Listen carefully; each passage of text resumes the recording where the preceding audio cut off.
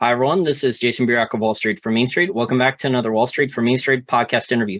Today's special guest is a returning guest. I actually interviewed him years ago. Not sure if he remembers. Peter Grandich entered Wall Street in the mid-1980s with neither formal education nor training. And within only 3 years, he was appointed head of investment strategy for a leading New York Stock Exchange member firm. He would go on to hold positions as Chief Market Strategist, portfolio manager for 4 hedge funds, and a mutual fund that bore his name. His autobiography, Confessions of a Wall Street Whiz Kid, hopefully it will be out on audiobook, was first published in the fall of 2011 and is now on its 5th edition. Grandich was the editor and publisher of the Grandich Letter from 1984 to 2014, also a senior commentator for moneytalks.net from 2013 to 2015. He's accomplished an enormous amount in the financial industry. Peter Grandich, thank you for joining me. I'm glad to be back with you, Jason. Now, Peter, so many crazy things going on with governments, the global economy the last couple of years. What do you think are the biggest risks to the global economy right now? Well, like the U.S., many of the key countries have been living beyond their means for quite a while. We have seen debt levels reach levels that I could have never imagined when I first started 38 years ago. Vis-a-vis to what people have done during that time. There's been a small group, a very wealthy elite, if you want to call them that have benefited greatly from this. But by and large, the average working person, not just here in the U.S. or not just in North America, but in many Western nations and other types of economic-based countries who have gone nowhere as fast or backwards, and that was before the pandemic. And of course, the pandemic set those people back even further.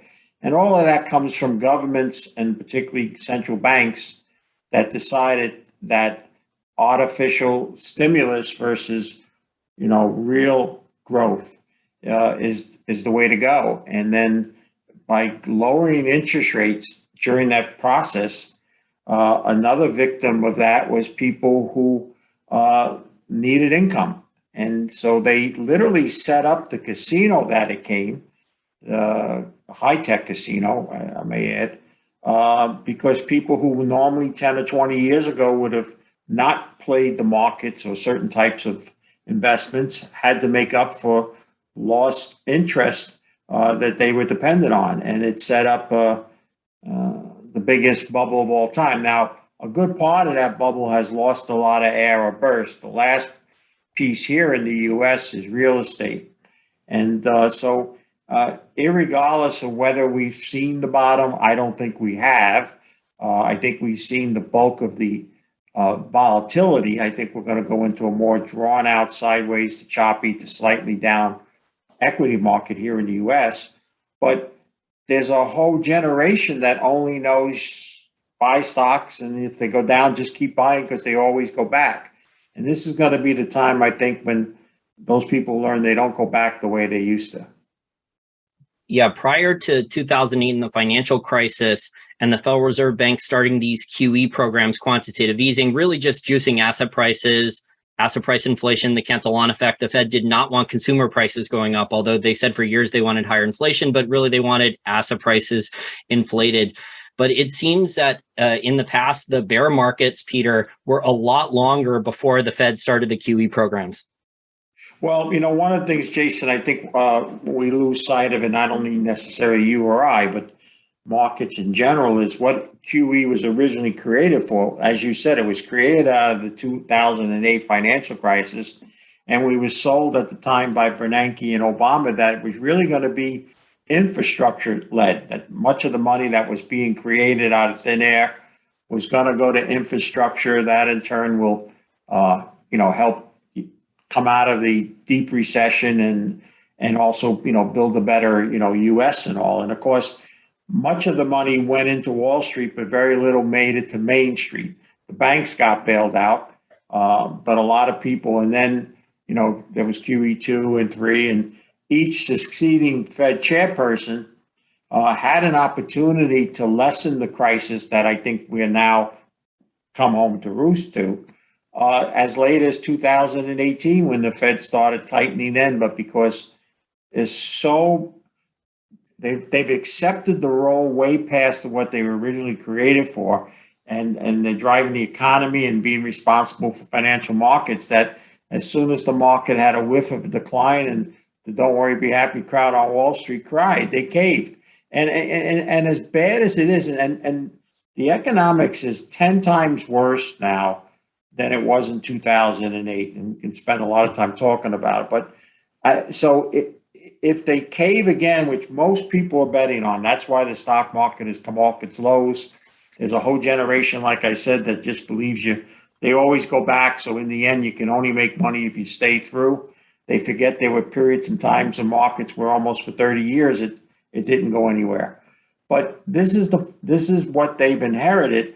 But the difference this time, and so many people comparing this to, the last time we had inflation was the 1970s and Paul Volcker did this. Well, first of all, a lot of people giving advice weren't even born then, so they didn't experience it at all. But what we didn't have then, which we have now, is we have another component to the problem that didn't exist back then. Back then, it truly was a demand problem. And so by Volcker tightening unbelievably hard, he wiped out demand. And then Reagan came along and created tax cuts, which is really one of the better ways to go to stimulate the economy. And but this time we have a supply problem as well. So the Fed can influence, and they clearly can do it by tightening on the demand side, but they really have no magic wand for the supply strain problems. And that's both politically, economic, and social. And it involves, a lot of things changing that Main Street, Wall Street hasn't seen yet. This BRIC announcement of the BRIC nations in the last few weeks, boldly predicting that they're going to not only bring in new people into it, like Saudi Arabia and some other countries, but they're going to actually start trading away from the dollar and maybe even create their own currency or use one or more of theirs.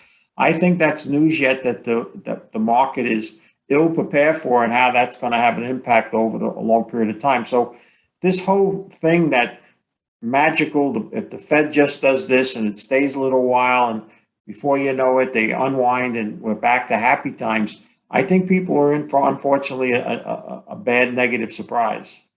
Well, there's so many different cross currents going on now. You mentioned the supply side problems. I mean, there's a very serious food and energy crisis globally now. We're seeing emerging markets just getting devastated with supply side shortages for food, energy, electricity, diesel, the basic stuff that a lot of people here in the United States and the developed countries take for granted. And then on the other hand, when we're recording this interview on Thursday, July 21st, the dollar index is well above 106 at 106.59. Dollar rally with the amount of dollar denominated debt. I mean, that's causing enormous amounts of pain for emerging market governments, emerging market corporations too. So you have the food and energy crisis, and on top of that, you also have the dollar denominated debt problem. Yeah, and 20 years ago, and I may not be exactly, Jason, on the year, but on Wall Street, all we were heard and told was globalization is the future, and for a while, it was great, and a lot of big corporations who went overseas and got things made cheaper and costs, and they had bigger profits. It looked great. But what we learned in the pandemic, and I think most Americans, including yours truly, was surprised, is that in the early days of the pandemic and the supply constraints, we realized that a lot of things that at least our parents or our grandparents knew were made here and count on getting, were not being made here, partially or all of it. And that's not going to go away. There's a big battle for world dominance between China and the United States. It may not be on the front and watching guys go at each other, but that's clearly happening. And so this supply constraint issue is not going to go away. It'll last far longer than whatever the Fed does in terms of interest rates and tightening. And so we have a lot of issues. I see here in the U.S. my latter stage of twilight of my career, I still sit down with small to mid-sized businesses and do a special type of planning for them, and I find basically 6 or 7, 8, or sometimes 8 out of 10 people living at least one level above where their finances truly support, and so they too have borrowed against the future the same way the United States has. And And this is all coming home to roost when we have an enormous amount of issues that people have not been accustomed to. Most financial advisors, the majority of them are in the business only since the last financial crisis. So they haven't had a lot of experience or had to deal with a market that doesn't always just keep going up, or have clients that are not happy because they're not reaching returns and so forth and so on. But now the other issue that hasn't been discussed yet is all those that have retired already and had made plans on a certain number being made that they could live off of. That's all changed with the inflation argument. And it doesn't take only a couple years of abnormally high inflation or much higher than whatever you can earn on interest before those people who no longer have earning power and really just are trying to live off savings have a huge problem. And so that's why I said you and I, Jason, could talk to midnight tonight, and I don't think we begin to cover most of it. But these are all the issues that, while we're clearly seeing a reflex and a counter trend rally to a secular bear market, whatever terminology people want to use and all. I got to add one other thing, Jason. I'm listening today, and I happen to turn on a station I normally don't watch, and I'm seeing a person raving how a certain lady who just got decimated in technology, one of the stocks he originally said at 200 was going to 1,000, fell to 20, is now up 40, and all they're talking about is how it's gone from 20 to 40 in just a few weeks. That's great, but what about all the people that paid 50, 60, 80, 100, all the way up to 200? Didn't do much for them. But this is the high-tech casino atmosphere that Wall Street came in. And it's changed so dramatically in the 38 years. When I started, 90% of the volume was the public in general. Research reports had 3 to 5 year outlooks. And now retail makes up so little of the volume. Over half the money is in passive funds now. It's not being actively managed. So when the market was going up, that was good. But when it goes down, it's the opposite. And that remaining half, a good bulk of it, is trading through some sort of computer program where algos are trading off of just headlines and words and headlines, or some sophisticated program that involves all sorts of buy and sell and options and all. And they don't even know the name of the president and the CEO of stocks they own or what the company does. And to me, that's more of a casino atmosphere than at least what I believe Wall Street was originally set up for in stock exchanges, and was for the first maybe half of my career, where you went to buy and sell part ownerships of businesses. Most people don't approach it that way these days. And didn't Wall Street also, the goal of Wall Street, at least in the past, probably decades ago, maybe even longer than that, it was when a company needed capital, it was for new property, plant, and equipment, rather than to dump shares onto retail and hope the stock price crashes so the insiders could cash out at enormous sums before the stock price crashes, because there's all these Silicon Valley accounting frauds now that are never profitable. But in the past with the stock market, companies used to raise capital so they could grow, so they could grow earnings, so they could build new property, plant, and equipment, create new products and services. A lot of that has gone away too. Yeah, there's another problem in that same arena, Jason, and that is what's commonly known as buybacks. I've always argued since the early days of my career that if the only thing a company can do to best serve shareholders is buy back its stock, it's really saying it's not doing a good job of getting recognition for its stock, because they'll say, oh, our stock is too cheap, and it's best that we buy it back here. It's undervalued and all. The whole idea was to grow, use that money to build more widgets and more services and that nature, not to buy back the stock. And what that also did was, and I believe that terminology I just used was a front for the big management, because they focused much more on quarter to quarter. And of course, that's where their stock options and all things benefited from, versus thinking out long term, plowing the money back into the business, and trying to make more sales, more products, improve efficiency and all that type of stuff. So I can just say this, Clay, the Wall Street I entered in 1984, there's nothing like it. In fact, even when that network that shoots their part of their day from that exchange, that's a museum. That isn't where most of the action is. It's in off exchanges, not even, across the river in New Jersey. But I think that's the other mistake people make. If you keep using ways of figuring out how you should invest that are from 30 or 40 years ago, you're really troubled because the board has changed and the players and the pieces that make up the board has changed. So that's, again, this is all the things that, led me anyway to become the most bearish I was last year, not want to own any general equities or bonds. And I still pretty well feel that's the way for me, at least, to go, other than there are a couple commodity things that I like, and I'm heavily invested in that area. So commodities have crashed a lot in the last couple of months. I mean, the energy prices, so coal, natural gas, oil, are still holding up fairly well, but the rest of the commodities complex, especially base metals, agriculture, precious metals, have sold off. Do you still think that we're in a long-term commodities bull market? I've approached things, Jason, in my latter years in a different way. I know there's people that look at that, commodity bulls, and when the economies are weak, you sell this or Dr. Copper and all. But one of the things that we learned here is there's been an underinvestment in many of the things that make up the things most people want. You want electrical cars, you want smartphones, you want this, you want that. Well, all those things require some sort of minerals. And the metals and mining industry, which I worked actively into 2013, but I still follow it quite actively, it has been an underinvestment arena for probably 20 years. In fact, we're seeing across the board CapEx and abilities to spend shrinking year over year over year. And even though, like you said, a year or so ago, a lot of these things were flying, companies didn't run out and suddenly throw a lot of money at them. I mean, that's actually good. That's one of the reasons why I like the major mining companies, because that's what they used to do. The metals pop, they borrow money, they go and buy any project they can, and then, the commodity price turns on them and they're stuck.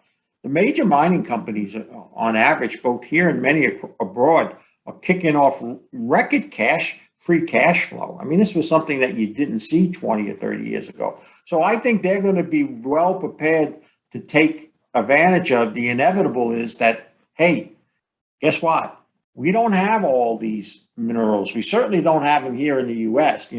If I may just pick one, it's the most bullish one I'm on is uranium.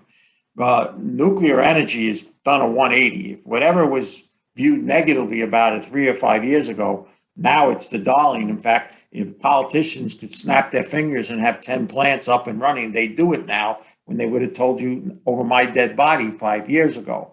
And here in the U.S., we use 50 million pounds a year to run our nuclear reactors, and we produce almost zero within the United States of uranium.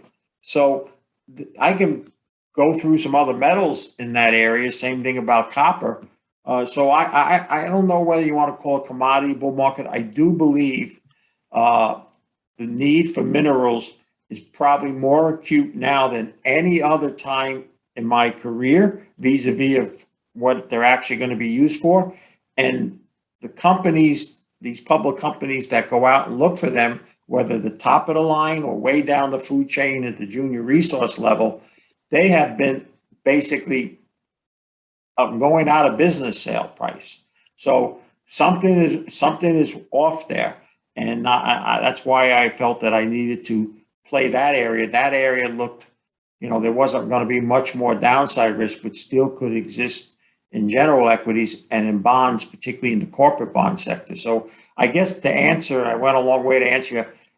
Would I be long or out of commodities? I'd rather be back in commodities now, especially after this huge correction in them, than I would want to be in still, some of the high flying technology stocks. Yeah, I think based on a lot of the stuff we're seeing in the headlines, whether it's emerging markets and all the protests in all these different emerging market countries over electricity costs, shortages, rationing, what's going on in Germany and the European Union with even rationing there. I mean, that's a developed country. They shut down their nuclear power plants. Germany did. I think France was debating shutting them down. Germany, I think, is panic buying coal now along with China. So I think the long-term for a food and energy crisis, there's really little signs that this food and energy crisis in any country is that the food and energy crisis is going to go away anytime soon. Yeah, it is not only, I concur with you, Jason, that it's not going to go away anytime soon. It's here to stay. Certainly, I think for whatever's left of my natural life. But I think the other part is not only getting the supply, but getting it distributed. I mean, you talk or hear such poor conditions that here in the United States of our grids, of our electrical grids, where we see it all over now, where, brownouts and blackouts and all. And I half joke when I say that's because some of the equipment was actually installed by Thomas Edison himself. But if we have that issue and we're considered one of the more advanced countries, you can only imagine what that is like in other areas of the world. So it's not only a question of will there be enough products, the metals, whatever it is that makes it up, but the ability to get it to people in an efficient and effective and not overly costly way. These are all issues that have not been addressed and here in the US, it comes from both sides of the aisle. It's not one party versus another. And now we're seeing that. So that's why that's just some of the issues that I think are long-term challenges minimally and long-term difficulties most likely, why I can't get excited about general equities all until markets are at not just capitulation levels, when people are at despondency and depression. All I've heard in recent days is how many people have forecasted we've already seen the lows and inflation's peaked already and all. Hey, listen, the only way you could ever lower inflation, even remotely close to the so-called 2% that the Fed says is their target, is you're going to have real interest rates again, which means the interest rate's going to be higher than the inflation rate. Well, the CPI is one of the worst indicators of inflation.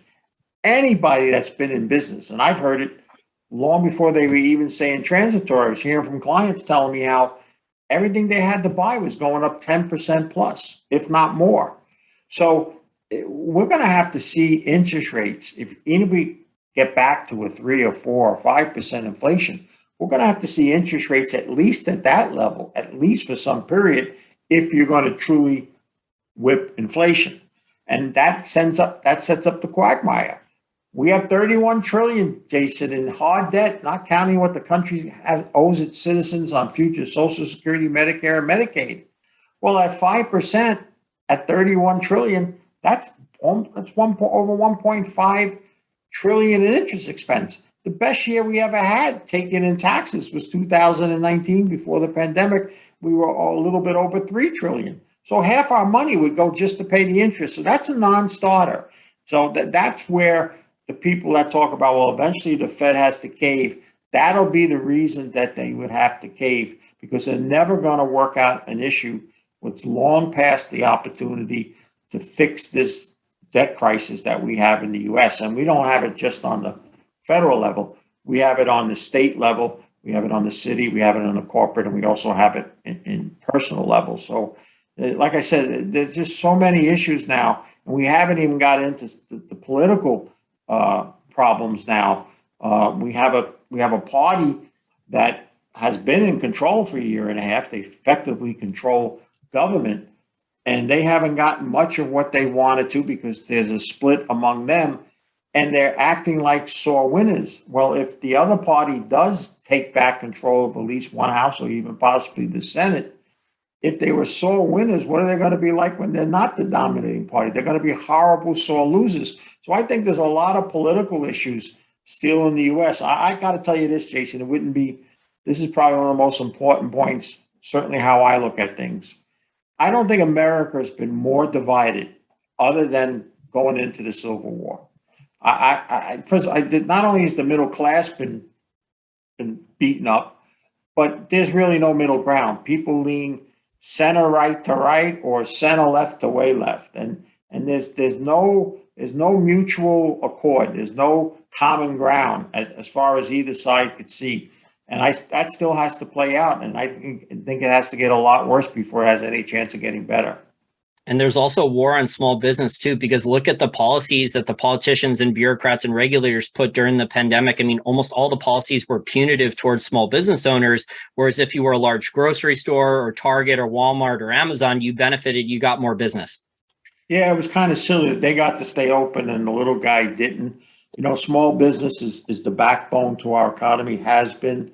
That's where a lot of my clients are. A lot had to fold or been, basically had to give back everything that they've earned and all. And the last piece that's important, Jason, especially over these next few months, that's really, in a sense, kind of made the decline not as bad as it could have been, but it itself is now going to have an issue. And that's the bubble that's been in real estate. That's just starting to burst. The air is coming out of that now. And so all these things, people went through a pandemic and, now we have the lady today, she says in a book, she's publicly now said that basically her and Parshi made up the lockdown thing that it could work. They just had to come up with something.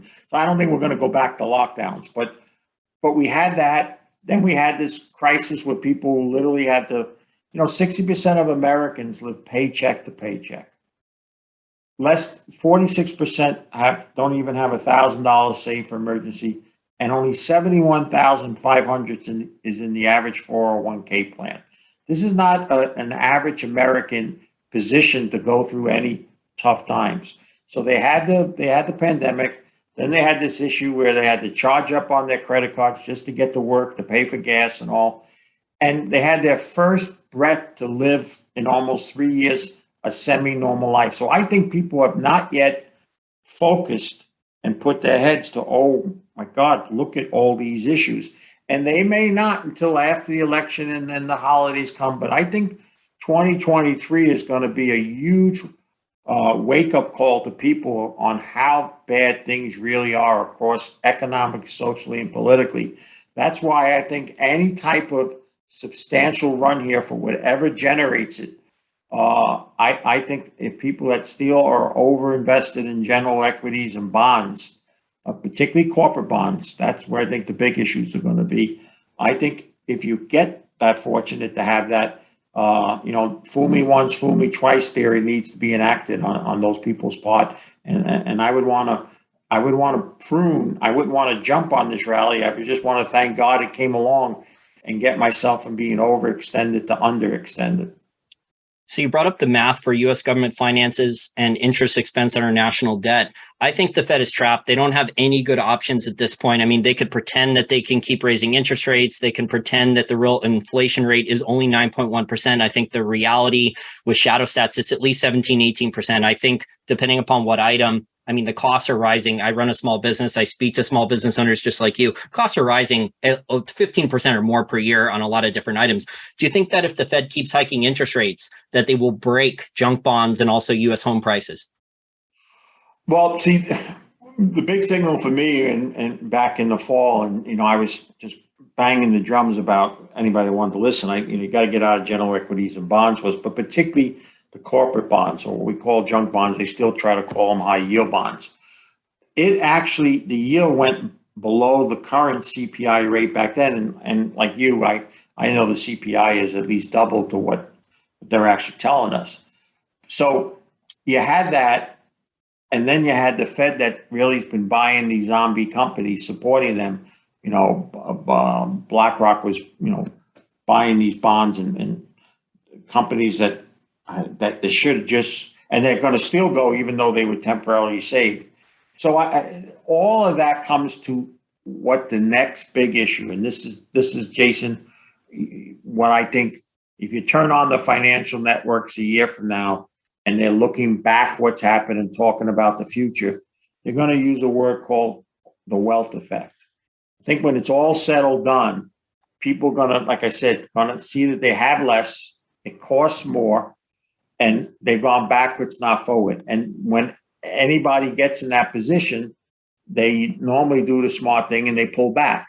They don't do all the things that they did before. They almost don't have a choice to do that and have to do that. So I think from the wealth effect of all of this, when stocks don't go all the way back, as somebody predicts, interest rates don't drop all the way, cryptocurrency doesn't turn around and the 2 trillion that went to money heaven comes falling out of the skies back to all these people that lost a ton of money in it.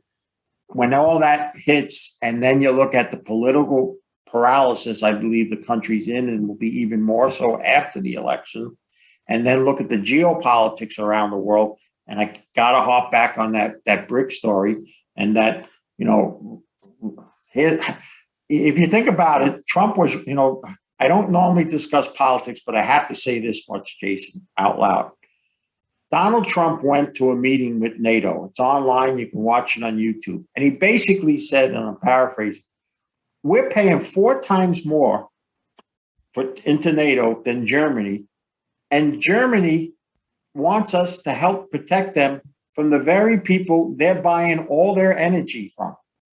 How stupid is that? That's basically what he said, in his bombastic, ego-driven way. But that's what he said to him.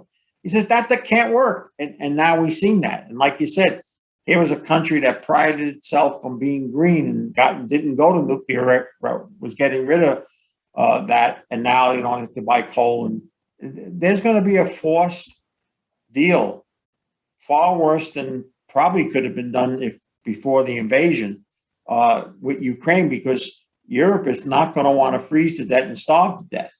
And so I think the other thing we're going to see here by fall is realize that there'll be some sort of partitioning, and they'll draw a line and basically say, okay, from here over, this is now part of Russia, and we promise not to go any further, yada, yada, yada. And so there's so many things to still happen.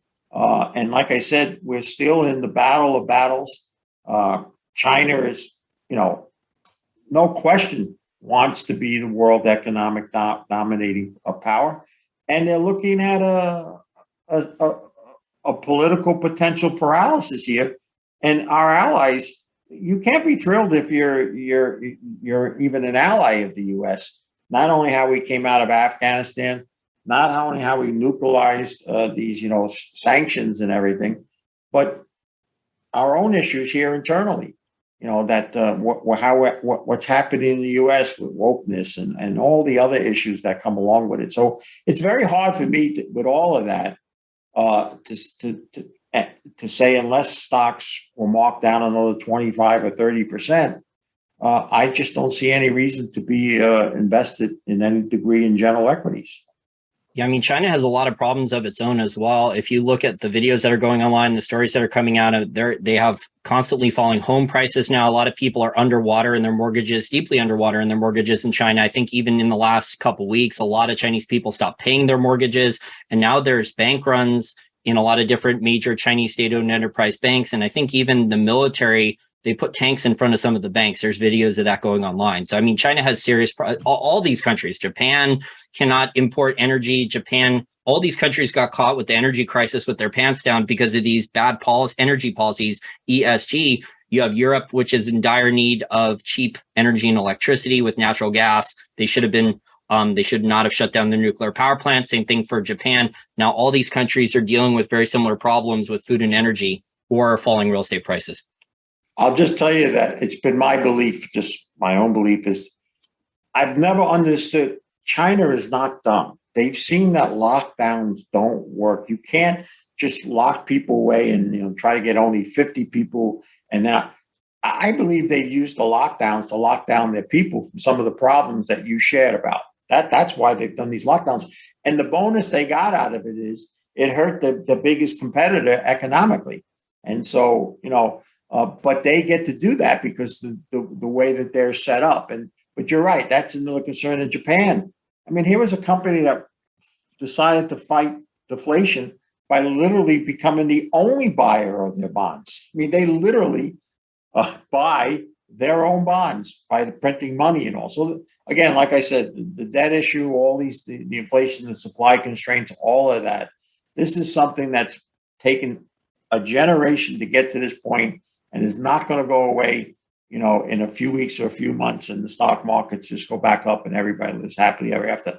That is a classic tale from what I've always coined, the don't worry, be happy crowd on Wall Street, who much of the financial media, the general financial media, are tied to their hips. And you can toss that group off, Jason, off the top of the Empire State Building, and you'd all hear him say the same thing all the way down. Hey, so far, so good.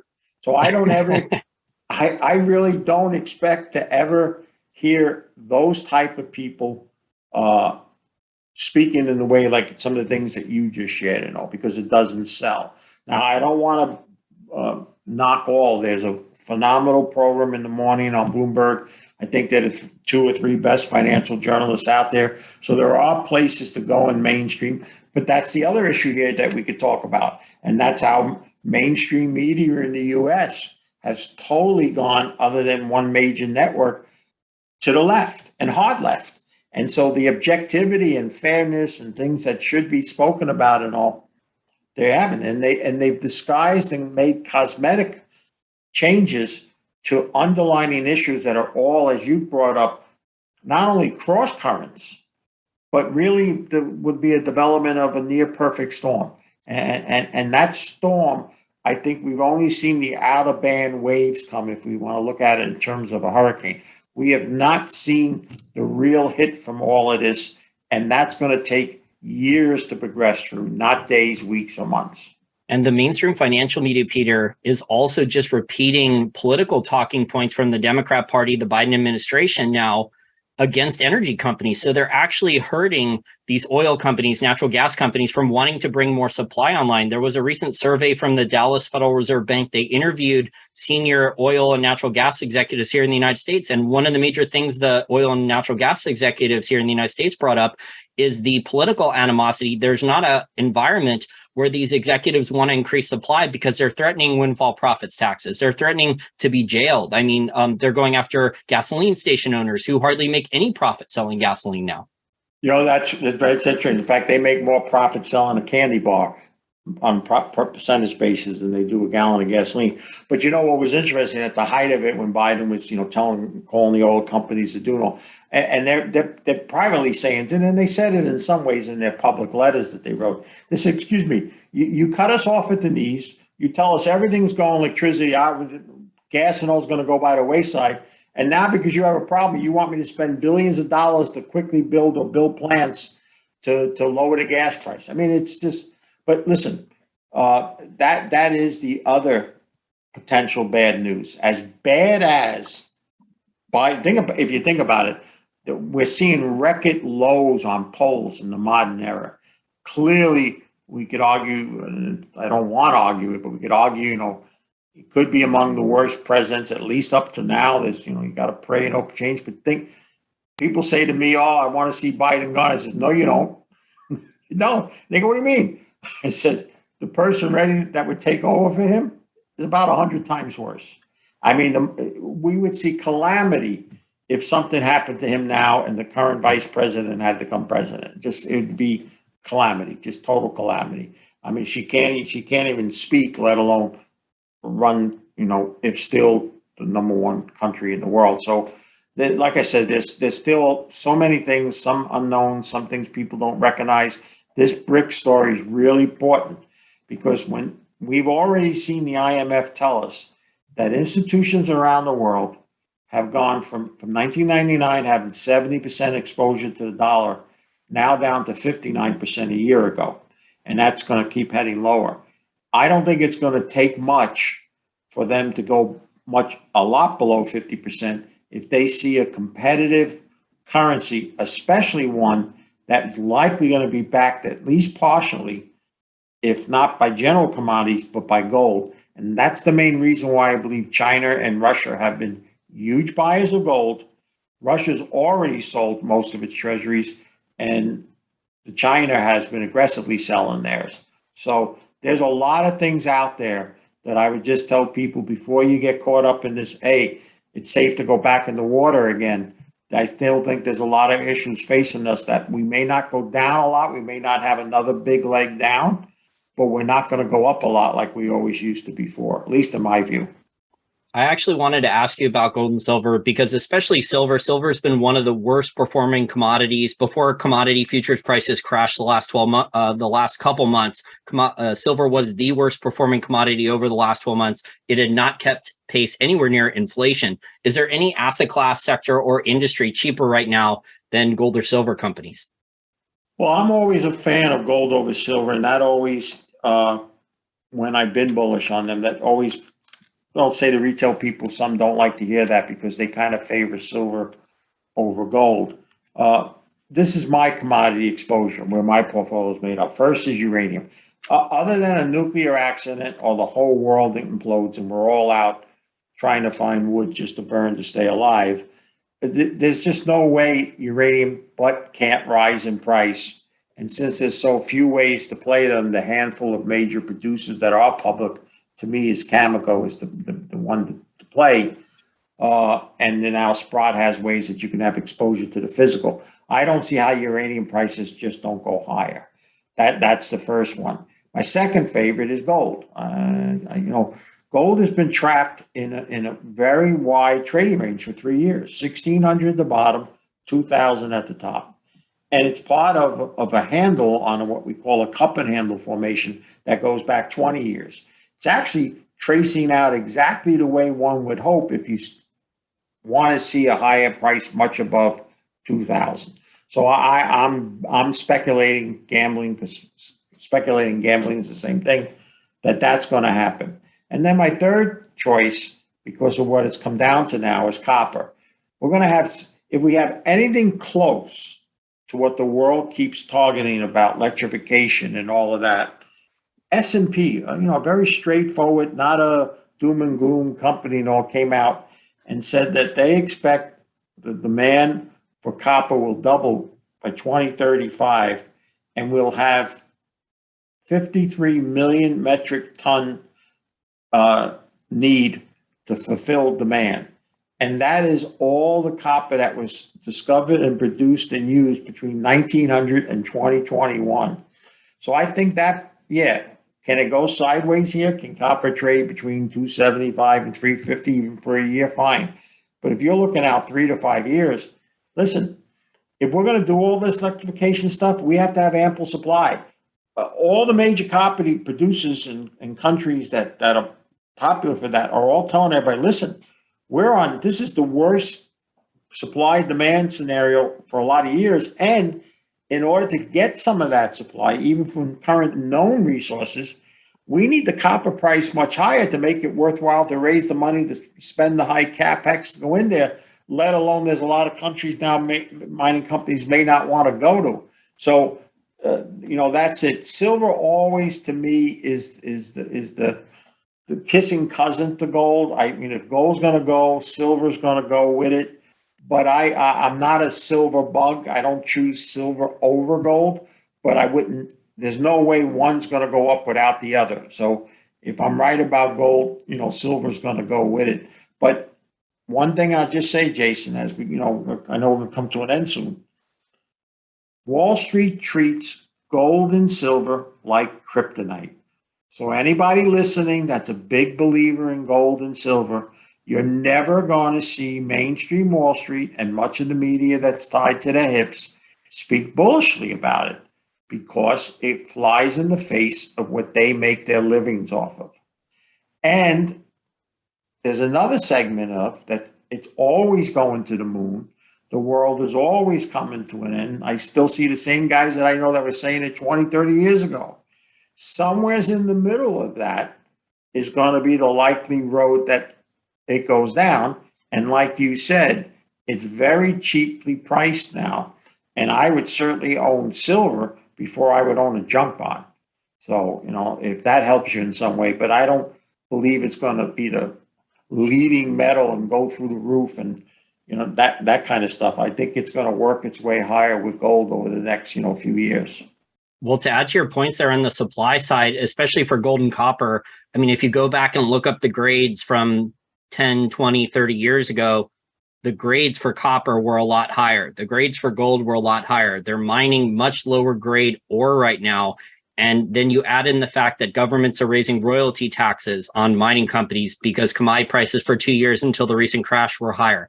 And then you also add in higher electricity costs in many different countries. Some countries' electricity costs are up 30 to 50%.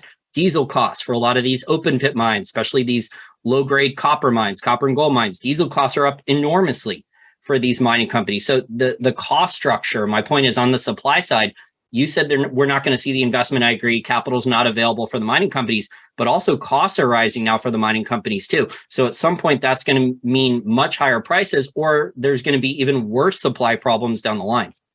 Yeah, and where you go is critical. I always like to joke that when I first got involved in the metals in the 80s and managed some hedge funds that were investing in metals and mining, you could spin a globe and let your finger just hit accidentally and say, okay, we can go mine there. There won't be a problem. That is long gone. I mean, we just saw in recent days Chile tossing around votes on the Constitution to nationalize their mines. So for me, I've limited my investments in those criteria to North America. I won't even go south of the border. I'm very involved in a company that's in Arizona. I think where companies are located is going to be just as critical. And you brought up a lot of valid points about all the costs and all. And like I said, the only that's going to do is those few that fit that criteria, that aren't facing those problems, those projects are the ones that the majors are going to go after. And because basically the junior market was annihilated, it wasn't beaten up, it was annihilated. You're going to see a lot of mergers and acquisitions in the next 12 months coming out of the metals and mining industry. Oh, I totally agree. And some of them are going to be beneficial, where the larger mid-tier mining company has a lot of free cash flow, low cost right now, because there are still some miners that are low cost. Yamana Gold just got taken out recently. I think a lot of Yamana Gold shareholders didn't like the premium, but still they were a low cost gold miner. But you're also going to see a lot of forced mergers and acquisitions. I call them shotgun weddings, where like a higher cost silver miner like Alexco, either they sell out to a larger mining company that has capital available, or they go bankrupt. So I think there's going to be a mix of those two. Well, you're right. And for the next 12 months, maybe it ends up being 8 months or 16, but it's going to be a challenge to raise capital, certainly for the rest of the year for juniors. So you want to make sure that if you're looking at that segment, the companies you're involved with can finance whatever they're working on from current capital for at least 12 months. I mean, the company that I'm involved in, they have 60-something million dollars. The markets can shut for 3 years and they can complete every exploration and development they plan on doing and not have to worry where the market is. And so I think cash and your financial position is extra premium now. And you're right. A lot of the companies are going to have to merge just for survival. And some are going to finally fall that need to fall, that have always been, just survivors with a little promotion, raise some money and pay the officer. That's how he made his living and all. Those companies are going to go to by the wayside. So when it all clears, we'll have a much better market if you play that arena. And you were in the mining companies, you were covering them. I remember seeing your interviews back in 2015. That was brutal.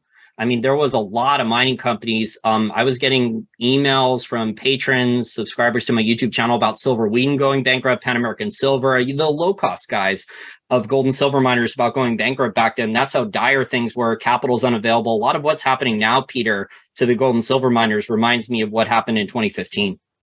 Oh, no, you're absolutely right. This is I've used the word an annihilation. For me, my little greedy little world for myself is the handful I'm in. They all have the capital necessary to go forward.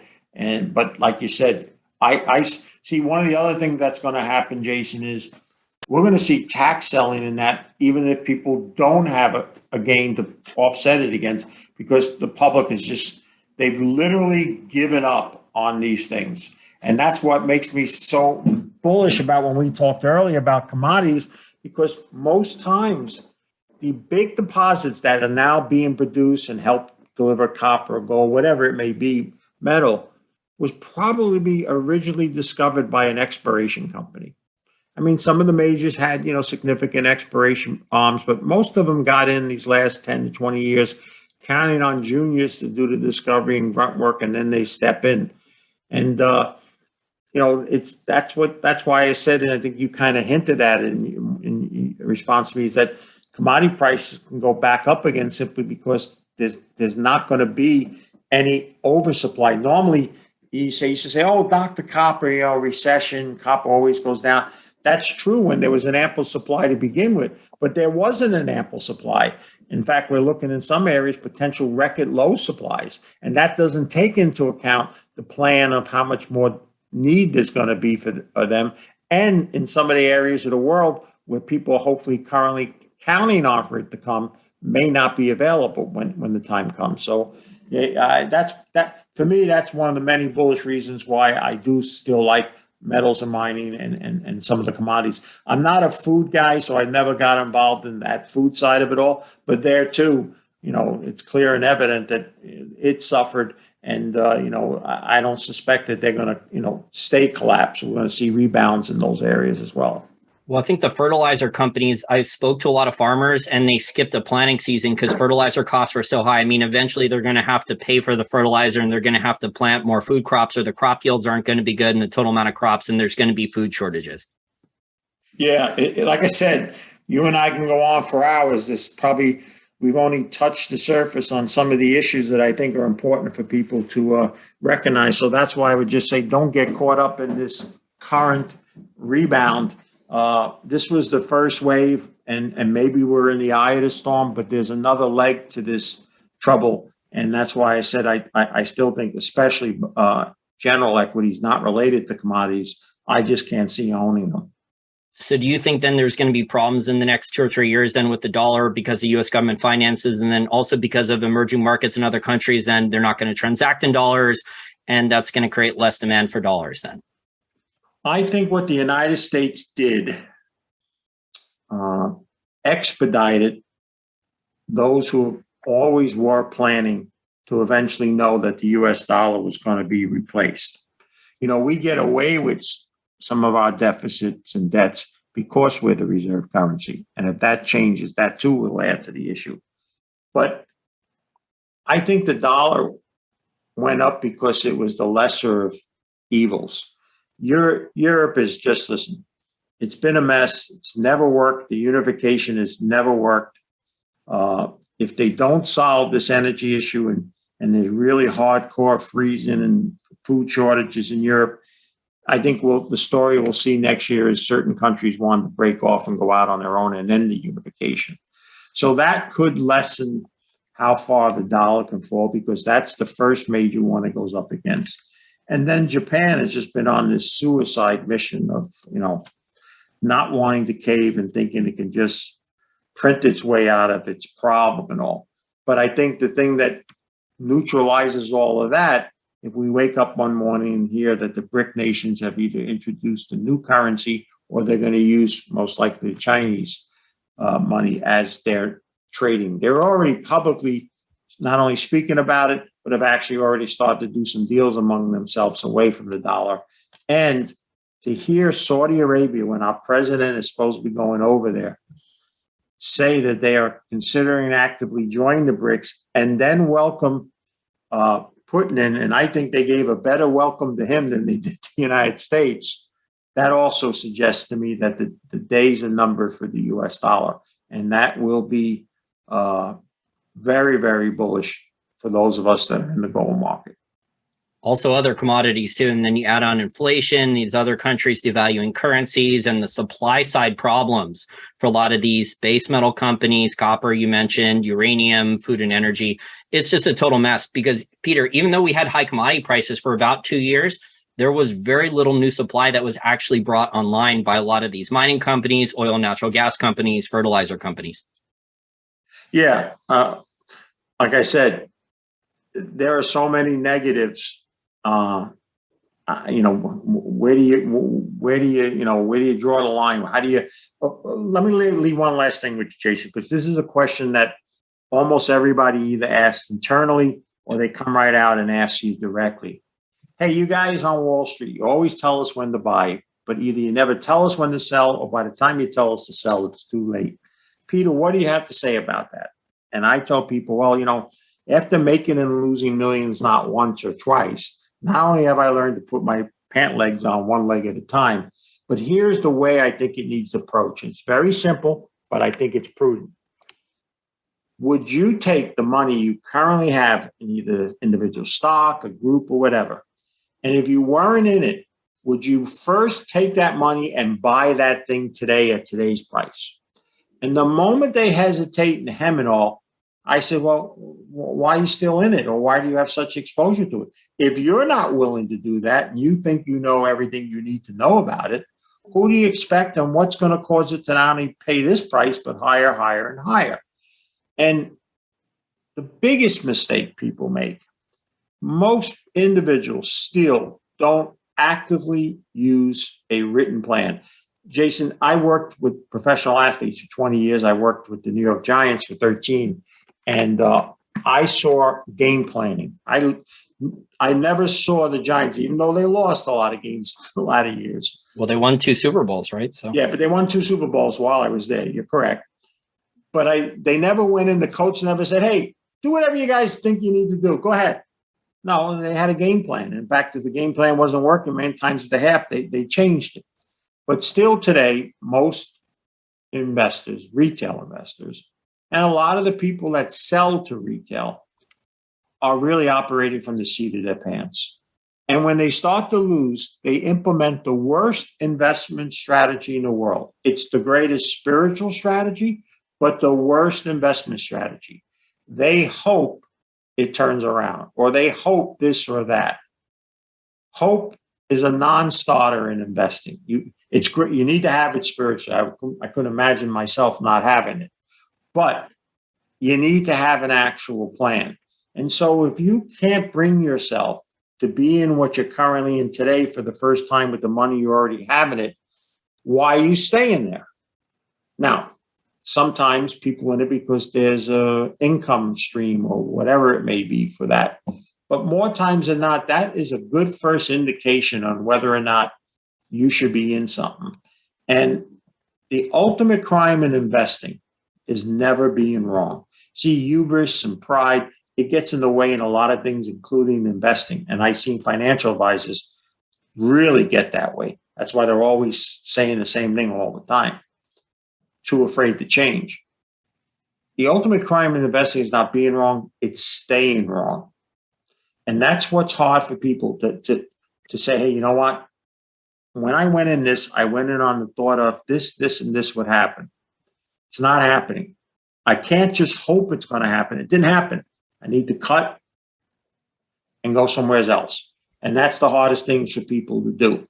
And that's why I think 80%, according to Nobel laureate studies, not hired by financial service firms, but true independents, have found that 80% of money managers underperform an index. I mean, that's, 8 out of 10. I mean, if I was facing a critical operation or a legal matter and someone told me that the person that I'm engaging don't do as well as the group on average, I try to find somebody in that group. And that's another issue that I think, unfortunately, retail is stuck with. There's a lot of people in the financial service business right now that are very good selling points, but have very limited true understanding about matters of finance. Yeah, I agree. And a lot of these people are sales or marketing people. And then you have money managers that charge excessive fees, especially hedge funds and mutual funds. Index funds are not normally that high a fee. But you have Wall Street lying, Peter, right now. The main lie that Wall Street is saying is that the Fed's going to reverse course, QE is going to restart. And then Wall Street did not, maybe they just started it, they did not significantly downgrade earnings estimates for these large companies that are dealing with inflation, that are dealing with higher costs, that are dealing with less consumer discretionary spending, that are dealing with wage hikes and labor hikes and higher taxes that the politicians at all different levels of governments may levy on them. That's going to kill earnings. So that may cause an even further leg down in the bear market too for these large cap stocks. Well, I don't know if we can call it lying or whatever, but I'll tell you this. I am convinced, because it happened to me early on in my career in a similar matter, but I am convinced that the Archangel Gabriel could show up at a typical market strategist bedroom in the middle of the night and tell him, God has sent me here to tell you the market is going to crash.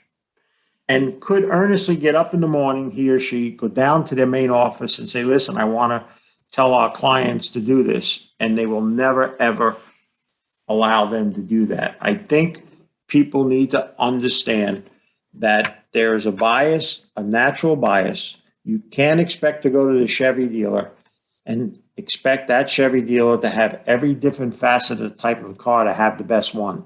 They can't have the best sports car, the best SUV, the best this and that. But if they don't have the best SUV and you came there for them, they're not going to tell you, hey, you're better off going down to the guy at Ford company down the street. They're just going to sell you what they have. And that's always been a problem. I think it's always going to be a problem. It's one of the pet peeves of mine.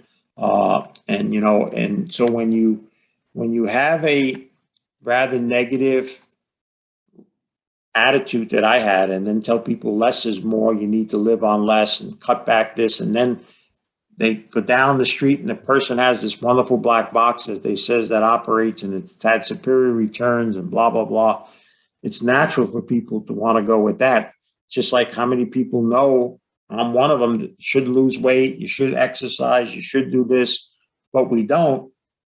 And then by the time that we need to, for many times it's too late. So those are all the things, Jason, that I think, and then some, why I think it's better to be a live chicken now versus a dead duck. Well, Peter, I've really enjoyed our discussion for the last hour. Hopefully you'll want to come back on the next 3 or 4 months for an update. I'm sure there's going to be a lot of exciting news to talk about going forward. Jason, I actually really enjoyed this talk with you.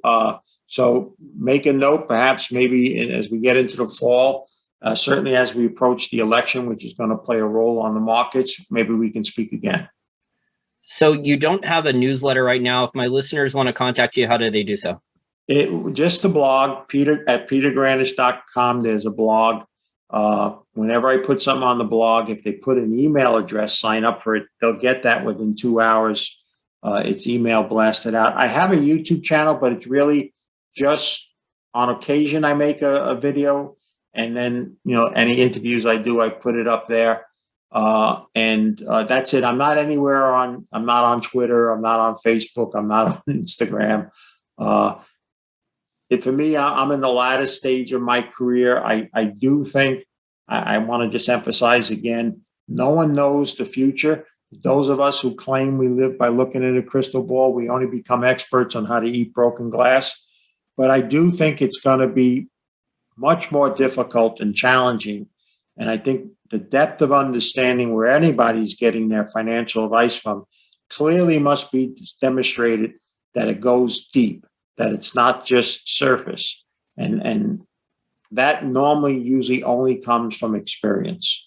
And I know for a fact that I don't know how, because the claim to fame that started my career was forecasting the crash back in '87 and then telling everybody the worst is over the next day. It's going to go to new highs. I was in the business 3 years, and there's no way I know, even though I had trouble remembering what I was thinking then, that I had anywhere the depth of knowledge and understanding that I have now. And that's the other issue. And that was a key reason why I got out of, wanted people to get out of the market last year, because so many of these people, especially in the cryptocurrency world, they were 21, 22, internet sensations. And I was using the terminology that the only trouble they've ever faced in their career up until now was an algebra class just a few years ago. So I think experience is key. Doesn't mean it's a certainty, but I don't think unless you've been around the block, you could have a grasp of the many things that you and I touched on tonight and have a plan over it. It's going to take much more time and energy because, like you said, when we began this talk, there's so many cross currents and there's so many different factors now that make up the markets than when I started 38 years ago. So thank you for tonight. I really enjoyed it. Let me just add one more analogy here that's appropriate. It's tough to play the game when the rules keep changing, and that's what we have right now. We have the rules constantly changing. So you advised professional NFL athletes, they have a set of rules. So if the rules are constantly changing, it's almost impossible to play the game and play the game well to win. That is correct.